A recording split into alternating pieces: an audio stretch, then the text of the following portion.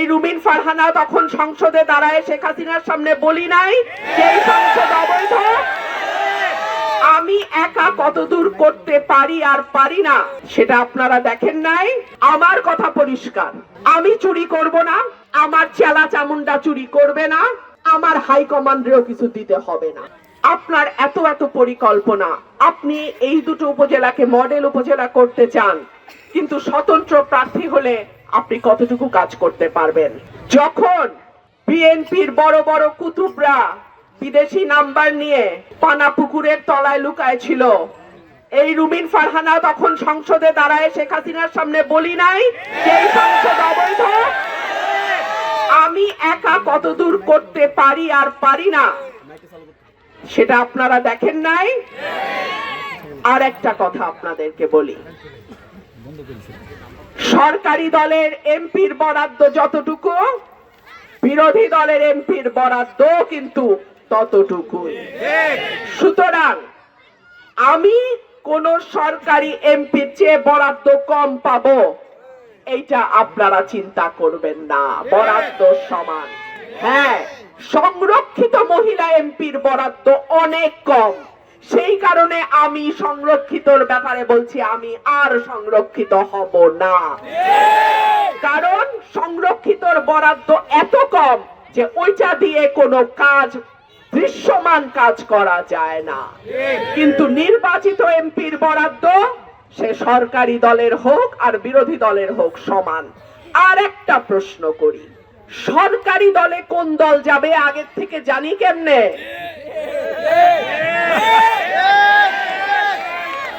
এটা কি হাসিনার পাতানো নির্বাচন যে আগে আগেই জানি সরকারে কোন দল যাবে?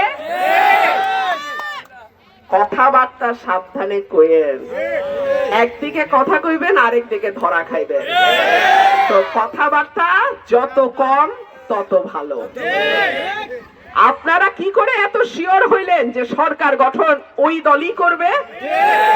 অন্য দলও তো সরকার গঠন করতে পারে, তখন আপনাদের কি অবস্থা হবে ওইটা আগে চিন্তা করেন। যাই হোক, আমার কথা পরিষ্কার, আমি চুরি করব না, আমার চেলা চামুন্ডা চুরি করবে না, আমার হাইকমান্ডেরও কিছু দিতে হবে না। সুতরাং আমার মানুষ তাদের জন্য যেই বরাদ্দ আসবে তার পুরাটা তারা পাবে, এইখানে কোন রকম নয় ছয় চলবে না। প্রিয় ভাইরা আমার, অনেকে আছেন প্রবাসে, বাংলাদেশের মাটিতে যখন আসেন তখন আপনারা যথেষ্ট সুযোগ সুবিধা পান না। এমনকি বিদেশে যেতে হলেও আপনাদেরকে নানান রকম হয়রানির মধ্যে পড়তে হয়। ইনশাআল্লাহ, আল্লাহ যদি কবুল করেন, আগামী 12 তারিখ যদি আপনারা আমাকে ভোট দেন, আমার প্রবাসী ভাইরা যারা বিদেশে আছেন এবং যারা যেতে চান, তারা যাতে সহজে কম খরচে দালালের হাতে না পড়ে বৈধ উপায়ে কিছুটা ট্রেনিং নিয়ে দেশের বাইরে যেতে পারেন, আমার এলাকা থেকে ইনশাআল্লাহ সেই ব্যবস্থা আমি করব। একই সঙ্গে আপনার পরিবার যাতে এলাকায় নিরাপদ থাকে, আপনার মা বোন যাতে পরিবার সহ এলাকায় নিরাপদ থাকে, ইনশাআল্লাহ সেই দায়িত্ব আমার।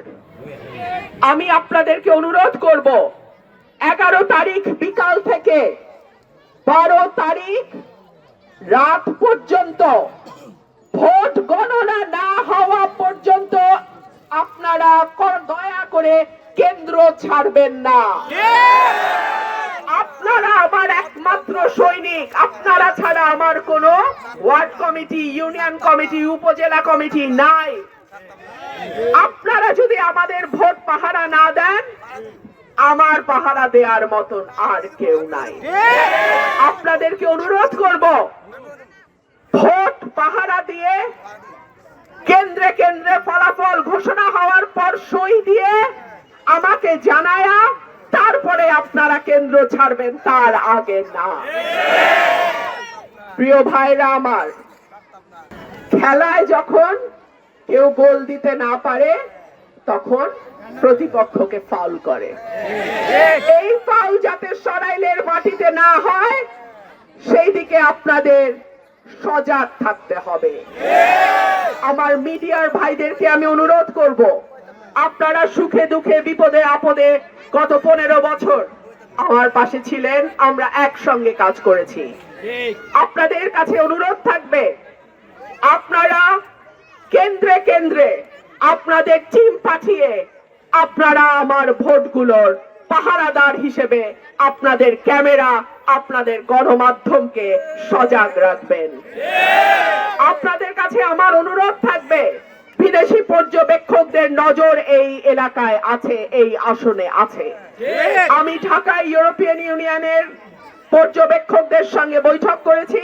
আজকে তারা এসেছিলেন সরাইলে, আমার বাসা শাহবাজপুরে তারা বসেছেন, আমার সঙ্গে প্রায় ঘন্টা খানেক তাদের আলাপ হয়েছে। সুতরাং কেউ যদি মনে করেন ইলেকশন ইঞ্জিনিয়ারিং করবেন এই আসনে, তাদেরকে আমি সাবধান করে দেই। একই সঙ্গে এই কথাও মনে করিয়ে দেই, কোন দল যাতে আগাম মনে না করে যে তারাই সরকার গঠন করতে যাচ্ছে এবং পুলিশ প্রশাসন তাদের অনুগত হতে বাধ্য। কোন দল যেন এই ভুল না করে। 12 তারিখের ভোট পুরো রাজনীতির চেহারাও পাল্টে দিতে পারে।